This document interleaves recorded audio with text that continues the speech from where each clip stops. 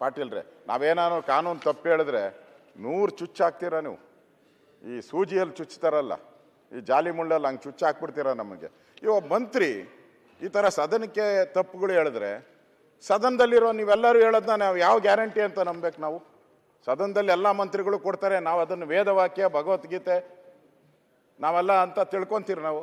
ಮುಖ್ಯಮಂತ್ರಿಗಳು ನಾಳೆ ಕೊಡೋರು ಇದ್ದಾರೆ ಉತ್ತರ ಕರ್ನಾಟಕಕ್ಕೆ, ಅದು ಸುಳ್ಳ ಈ ಥರ ಸದನದ ಅಗೌರವ ಆಗ್ತೈತೆ. ನನಗೆ ಏನು ಇದಿಲ್ಲ, ನೀವು ರಾತ್ರಿ ಎಲ್ಲ ನೀವು ಏನು ಮಾಡ್ತೀರಾ, ಡಿನ್ನರ್ ಪಾಲಿಟಿಕ್ಸ್ ಕರೆದು ಬಿಡ್ತೀರಾ. ಡಿನ್ನರ್ ಪಾಲಿಟಿಕ್ಸ್ ರಾತ್ರಿ 1 ಗಂಟೆ ಇಲ್ಲ ಅಧ್ಯಕ್ಷರೇ, ಅದೇ ಪ್ರಾಬ್ಲಮ್ಮು. 11, 12 ಗಂಟೆಗೆ ಬಿಡ್ತಾರೆ ಇವರು. ಅವ್ರು ರೆಡಿ ಆಗಲ್ಲ, ಬೆಳಗ್ಗೆ ಅವ್ರಿಗೇನು ಕ್ಲಾರಿಫಿಕೇಶನ್ ಅವ್ರು ಸರಿಯಾಗಿ ತಗೊಬೇಕಲ್ಲ, ಬಂದು ಏನೂ ಇಲ್ಲ, ಡೈರೆಕ್ಟಾಗಿ ಬಂದ್ಬಿಡ್ತಾರೆ. ಈಗ ಅದರಿಂದ ಇಲ್ಲಿ ಯಾರು ಹೇಳೋರು ಕೇಳೋರು ಇಲ್ವಾ? ನೀವಾದ್ರೂ ಅವ್ರಿಗೆ ಹೇಳ್ಬೇಕು. ಯಾಕಿಂತ ಉತ್ತರ ಕೊಡ್ತೀರಿ? ಏನ್ ಕೊಡ್ತೀರಾ ಅವ್ರಿಗೆ? ಪನಿಷ್ಮೆಂಟ್ ಏನು?